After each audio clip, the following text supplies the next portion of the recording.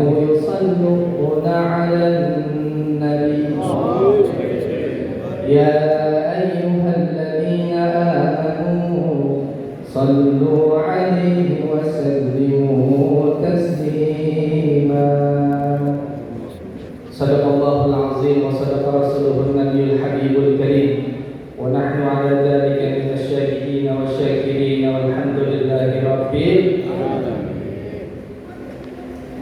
Para Bapak Ibu sekalian jamaah FS 3G, mobil khusus guru-guru kita yang kami hormati, Bapak Kiai Haji Abdul Rajid Marjan Al-Mukarram, Bapak Kiai Haji Ahmad Nasihin SQMR Al-Mukarram, Bapak Ustaz Al-Haj Abidin Nur Ishaqi Al-Mukarram, Bapak Ustaz Khairul Alwan LC Al-Mukarram, Bapak Ustaz Nasrullah Al-Mukarram, Bapak Ustaz Dr. Yunus Abdul Muhti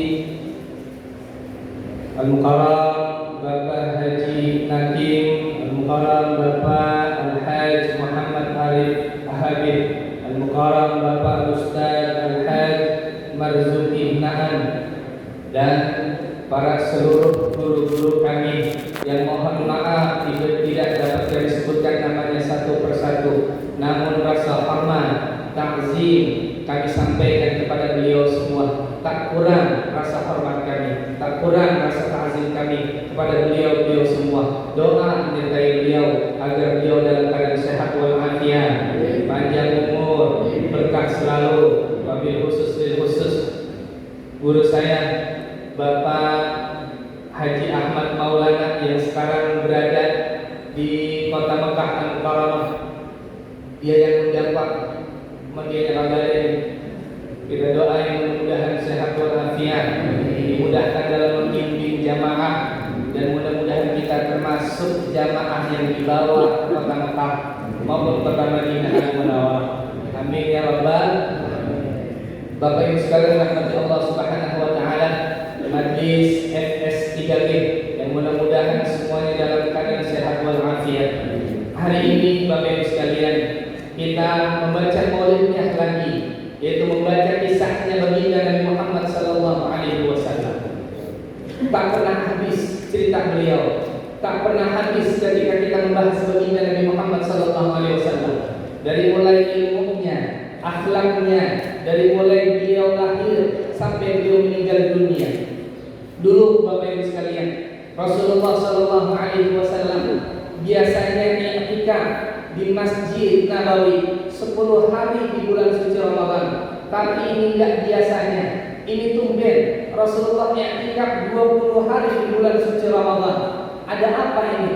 Ternyata Bapak Ibu sekalian, di sanalah Bapak Ibu sekalian Rasulullah i'tikaf. Kalau kita masuk ke dalam raudhah, raudhah itu adalah Rasulullah mengatakan ma baina baiti wa mimbar raudhah min riyadil jannah. Di antara rumahku dengan mimbarku disebutnya taman-taman surga. Kalau di sini ada mimbar, Pak, di sebelah kanan itu rumahnya Rasul, maka di sini semuanya ada disebutnya raudhah, taman-taman surga. Masuk ke tempat itu pakai tasrih, masuk ke tempat itu pakai permit, pakai izin. Enggak bisa sembarang orang bisa masuk ke sana. Rasulullah mengatakan ma baina baiti wa mimbar raudhah min riyadil jannah. Di antara rumahku dengan mimbarku disebutnya raudhah min riyadil jannah. Itu Rasulullah tidur di samping tiangnya yang disebut ustuwanatus sarir. Rasulullah tidur dengan pelepah korma. Disitulah Bapak Ibu sekalian, Rasulullah pengen dibeliin kasur yang empuk, pengen diberikan kasur yang enak, tapi Rasulullah mengatakan itu semua nggak pantas buat saya. Rasulullah i'tikaf tidur, ketika bangun tidur kelihatan cetakan di belakang punggungnya, di belakang pundaknya tidur kelihatan bekas garis pelepah korma. Rasulullah SAW, manusia yang mulia, manusia yang agung, tidur di atas pelepah korma. Kita yang tidurnya di atas tempat tidur yang enak, sarir yang enak, ditambah lagi dengan selimut yang hangat. Kita berdoa, ya Allah, masukkan saya wa adkhilnal jannata ma'al abrar. Masukin saya ya ke dalam surga bersama orang-orang yang baik. Masukin saya ke dalam surga bersama Rasulullah. Kita minta doa gitu. Maka ketika bulan itu Pak, Rasulullah Shallallahu Alaihi Wasallam dari bulan Ramadan, kemudian Syawal, Dzulqa'dah, Dzulhijjah, Rasulullah berangkat menuju kota Mekah untuk melaksanakan haji wada, haji perpisahan. Ketika di bulan haji Pak, Rasulullah biasanya motong 2 kambing doang, tapi ini Rasulullah motong 63 onta. Ada apa ini? Dilanjutkan oleh Sayyidina Ali 37 onta. Sempurna 100. Sahabat tidak ada yang tahu ada apa dengan 63 onta ini. Rasulullah nggak biasanya motong onta sampai 63. Kemudian Rasulullah kembali Bapak Ibu sekalian menuju ke kota Madinah Al-Munawwarah. Sampai di kota Madinah, Rasulullah SAW berziarah ke pemakaman Baqi, mengucap salam. Setelah beliau mengucap salam berziarah ke pemakaman Baqi, balik beliau ke rumahnya. Sampai di rumahnya beliau sakit, kepalanya pusing, mengadu kepada Sayyidatuna Aisyah, wahai Aisyah, sesungguhnya saya dulu 3 tahun lalu pernah memakan daripada racun. Jadi di zaman Rasulullah itu Rasulullah diajakin makan di orang Yahudi Khaybar. Itu Rasulullah ditanya, apa makanan kesukaan Rasul? Rasulullah menjawab, Rasulullah demen banget sama makan kambing, kakinya yang paling depan, dibikinin sop, ditambahin maskumah, ditambahin itu yang adanya racun yang begitu berat, racun yang begitu banyak buat Rasulullah SAW. Sampai pas dimakan sama sahabat semuanya, datang Jibril menghampiri, wahai Rasulullah, sesungguhnya di makanan itu ada masmumah, ada racun. Maka Rasulullah mengatakan, irfa, angkat tangan kalian, sesungguhnya di situ ada racun. Tapi sebagian sahabat tidak ada yang makan dan mati di tempat. Dan Rasulullah sepakat, ulama para sirah menjelaskan bahwasanya Rasulullah memakan makanan itu, tetapi ikhtilaf ulama, Rasulullah menelannya atau tidak.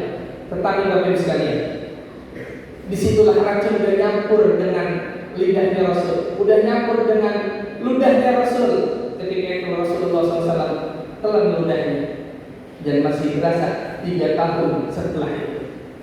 Kenapa Rasulullah bisa makan itu? Padahal Rasulullah dijaga oleh Allah, dijaga oleh malaikat.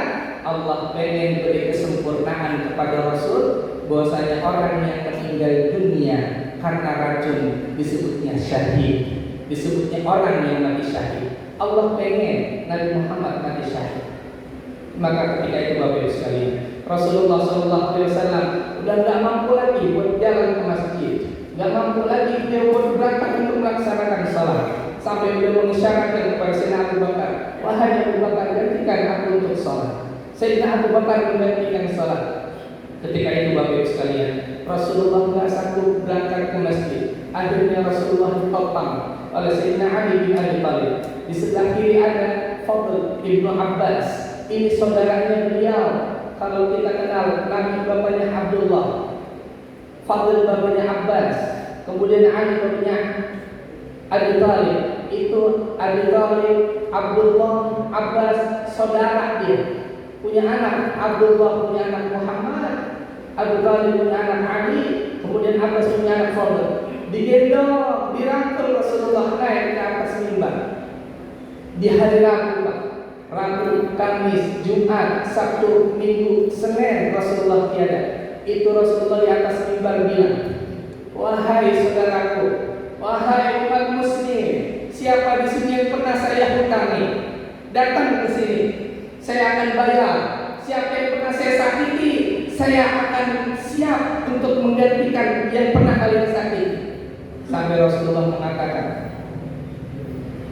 man kuntu jalatu lahu zahran, barang siapa yang pernah pundaknya aku pukul, aku pernah merasa tapi aku gak sengaja pukul itu.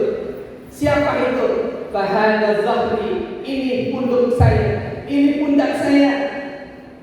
Itu Rasulullah berkata, siapa yang pernah saya sakiti, siapa yang pernah saya pukul tapi saya gak sengaja, sekarang silakan balas. Semua sahabat sudah menangis di sana, Pak. Melihat Rasulullah SAW sudah ada tanda-tanda meninggal dunia setelah itu.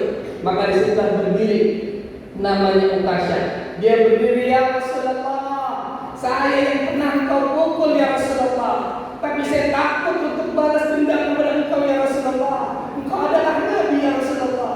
Maka Uqasyah itu maju ke depan, sampai ada Sayyidina Abu Bakar dengan Sayyidina Umar yang menghalangi. Wahai Uqasyah, jangan engkau pukul Nabi Muhammad. Beliau sedang sakit, beliau lagi sakit dirinya karena sedang kena racun dirinya. Pukul kami saja wahai Uqasyah, kami siap dipukul dengan engkau wahai Uqasyah. 100 kali, 200 kali kami siap untuk menggantikan Rasul. Wahai Abu Bakar, wahai Umar, biarkan dia balas dendam.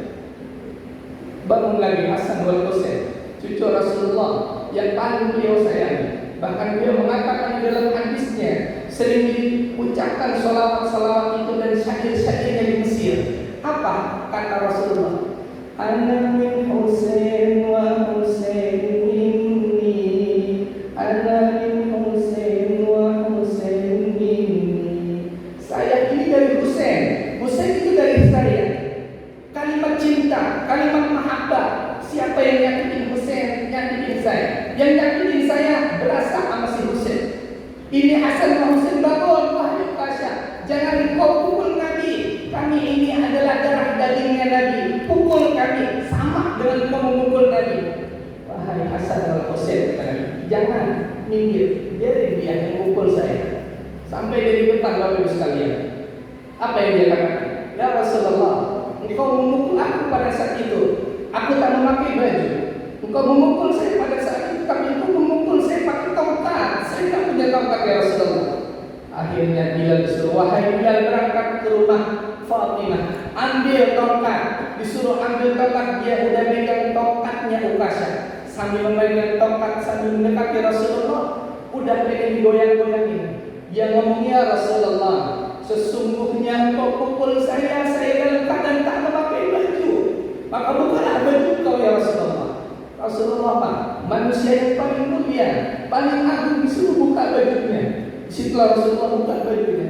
Ketika buka bajunya Bapak Ibu sekalian, tongkat yang pengen dipukul untuk Rasulullah nggak jadi dipukul Rasulullah, dilempar. Malah dia megang Rasulullah, memeluk Rasulullah dengan indah, memeluk Rasulullah dengan menangis dan mengatakan, ya Rasulullah, aku rindu kepada engkau. Kami merasakan detik-detik terakhir engkau di Masjid Nabawi ini ya Rasulullah. Saya ingin memeluk engkau, tak ingin membalas dendam kau dan kau ya Rasulullah. Sesungguhnya saya ingin nempel kulit yang hina ini, ingin menempel dengan kulit yang paling mulia ya Rasulullah. Saya ingin rindu kepada engkau ya Rasulullah. Maka Rasulullah mengatakan kepada sekalian, siapa orang yang pengen tahu teman saya di dalam surga, itu adalah Uqasyah. Dia bisa mendapat tempat yang luar biasa. Saking rindunya, sayangnya kepada Rasulullah SAW. Banyak cara para sahabat mencintai Rasulullah SAW. Sampai ketika Rasulullah SAW kembali ke dalam kamarnya, berbalik ke dalam kamarnya, sampai Rasulullah pernah pingsan. Akhirnya disiram oleh sahabat. Rasulullah bangun kembali dan memanggil Fatimah. Wahai Fatimah, ketika dipanggil Bapak Ibu sekalian, itu Fatimah dibilang dibisikin wahai Fatimah. Ketika dibisikin Fatimah, pertama menangis, yang kedua Fatimah tersenyum. Ketika itulah Fatimah dipanggil anak Aisyah, wahai Fatimah, apa yang dibisikkan oleh Rasulullah? Yang pertama, Rasulullah mengatakan, detik-detik terakhirnya Rasulullah di hari itu akan meninggal dunia. Aku sedih. Yang kedua, Rasulullah mengatakan, tak ada dari keluargaku yang menyusul aku paling pertama kecuali Fatimah. Di situ aku tersenyum. Maka Fatimah 6 bulan setelah Rasulullah meninggal dunia, Fatimah menyusul baginda Nabi Muhammad SAW. Ketika itulah Bapak Ibu sekalian, Nabi Muhammad udah nggak bisa bergerak. Nabi Muhammad udah nggak bisa bergerak. Tinggal Nabi Muhammad melihat dan datang Sayyidah Aisyah membacakan suratul Fatihah. Setelah baca suratul Fatihah, baca dulu Bismillahirrahmanirrahim. Qul huwallahu ahad, Allahus samad, lam yalid wa lam yulad wa lam yakul lahu kufuwan ahad. Dibacakan surat Al-Falaq, Qul a'udzu birabbil falaq, min syarri ma khalaq, wa min syarri ghasiqin idza waqab, wa min syarri nafathati fil 'uqad, wa min syarri hasidin idza hasad. Dibacakan surat An-Nas, Qul a'udzu birabbin nas, malikin nas, ilahin nas, min syarri waswasil khannas, alladzi yuwaswisu fi sudurin nas minal jinnati wan nas. Ditiupkan ke tangan Rasulullah. Ketika ditiupkan Bapak Ibu sekalian, ketika kita baca ayat-ayat tadi, seharusnya kita yang baca, kita yang tiup tangan kita, baru kita usapkan di mana posisi yang sakit. Orang yang sakit apapun kita. Tapi Sayyidah Aisyah enggak mendahulukan Nabi. Sayyidah Aisyah tahu tangan mana yang paling berkah, tangan mana yang paling mulia, tangan mana yang paling agung. Maka disitulah Sayyidah Aisyah tidak tiup tangannya, tapi beliau meniup tangannya Nabi, kemudian mengusapkan kepada Nabi Muhammad SAW. Dan Nabi Muhammad tersenyum, kemudian ada raut muka yang Nabi pengen. Sayyidah Aisyah bertahun-tahun hidup bersama Rasulullah, tahu apa keinginan Rasul. Ternyata Rasul pengen siwak. Yang pengen siwak digigit-gigit sama Sayyidah Aisyah, dipakai oleh Sayyidah Aisyah kepada Muhammad SAW. Air liur yang bercampur terakhir itu adalah Sayyidah Aisyah kepada Rasulullah SAW. Meninggal dunia Nabi Muhammad tutup mata. Tapi ketika meninggal dunia, sahabat semuanya merasa terpukul. Sampai kabar itu sampai kepada Sayyidina Umar radhiyallahu anhu. Apa dia kata? Wahai Umar, sesungguhnya Nabi Muhammad sudah meninggal dunia. Tapi kata Umar, barang siapa yang mengatakan Nabi Muhammad tutup mata, sungguhnya aku akan penggal kepalanya. Saking keselnya, saking marahnya, saking tidak terima itu. Sayyidina Umar datang Sayyidina Abu Bakar yang mengademi. Apa kata Sayyidina Abu Bakar? Wahai Umar, bukankah kamu tak tahu ayat Allah yang Allah katakan di dalam Al-Quran? Wa ma Muhammadun illa rasul. Bukankah Nabi Muhammad ini hanya adalah Rasul? Nabi Muhammad itu bukanlah Tuhan. Nabi Muhammad itu bukanlah ilah. Nabi Muhammad itu adalah utusan Allah Subhanahu wa ta'ala. Wa ma Muhammadun illa rasul. Qad khalat min qablihi rusul. Sesungguhnya ada rasul-rasul sebelum Nabi Muhammad. Nabi Adam, Nabi Nuh, Nabi Idris, nabi-nabi yang lain. Afaimata apabila kalian mengatakan kalau Nabi Muhammad ini Tuhan, bagaimana kalau rasul-rasul sebelumnya meninggal dunia kemudian dibunuh? Apakah kalian nyeleweng dari ajaran Rasul? Apakah kalian kabur dari ajaran Rasul? Maka disitulah Sayyidina Umar radhiyallahu anhu tersadar bahwasanya Nabi Muhammad hanya adalah Rasulullah SAW. Begitu kita Pak, semuanya kita hafal Al-Quran, kita tahu Al-Quran, begitu pun ustaz-ustaz pada hafal, tapi ketika terpukul dia dengan ada kematian saudaranya, dengan ada kematian daripada keluarganya, sakit, ayat-ayat itu seakan-akan hilang dari pikirannya gara-gara cinta. Begitulah cinta Sayyidina Umar kepada Rasulullah SAW. Bapak Ibu sekalian Allah SWT, mudah-mudahan kisah ini bisa membangkitkan rasa cinta kita kepada baginda Nabi Muhammad SAW. Kita bisa berziarah ke makam Rasulullah SAW, memperbanyak ibadah, bersolawat kepada baginda Nabi Muhammad SAW. Ternyata Pak, solawat-solawat yang kita baca itu doa, solawat-solawat syair-syair yang kita baca itu adalah doa. Contohnya yang kita baca, ya Sayyidi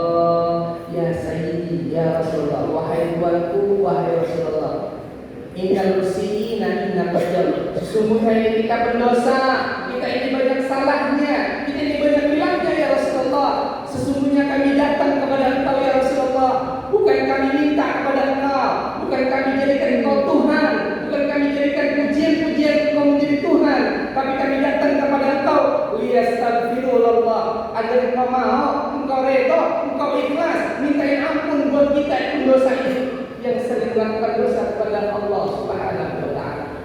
Kita doa Salawat syair yang kita baca bukan minta kepada Rasul, tapi kita mau Rasulullah wasilah. Jadi wasilah beliau minta ampun kepada Allah buat kita para pendosa. Ya Sayyidi ya Rasulullah